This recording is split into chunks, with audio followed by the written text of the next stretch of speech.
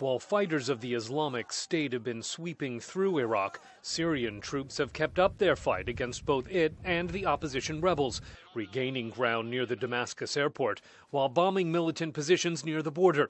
Civilians continue to flee the fighting, says Human Rights Watch's Sarah Margon. We're looking at a very scaled-up, brutal situation, not only in Syria, but also in Iraq, where certainly the borders are increasingly blurred. But facing a counterattack by the Kurdish Peshmerga and unable to counter U.S. airstrikes in Iraq, U.S. Institute of Peace analyst Steve Heidemann says Islamic State fighters may be more apt to refocus on Syria. It would be even more likely to become their next phase of activity if, in fact, the American operations in Iraq do slow their advances there and give them incentives to turn their attention away from their more difficult front to a front in which the Americans are not present. With weapons and territory captured in Iraq, he says Islamic State militants may be in a stronger position to confront Syrian government forces. It may be that they've reached a point where they can make a bit of a tactical pivot.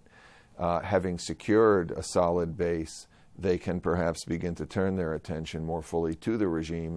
Even though the U.S. is launching airstrikes against the same group that Syrian government forces are fighting, that does not give Washington common cause with Damascus, says Deputy U.S. State Department spokeswoman Marie Harf. While we may be looking at some of the same targets, I think the fact that, or targets from the same group, the fact that the Assad regime has allowed ISIS to flourish and grow in the way it has is really one of the main reasons they have grown so strong.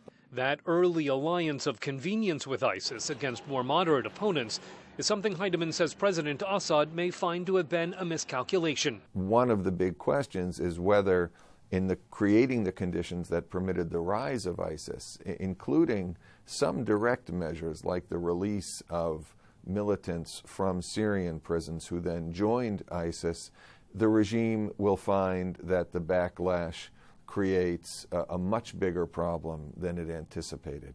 A problem that, at least for now, Syrian forces are getting help with in the international drive against the Islamic State. Scott Stearns, VOA News at the State Department.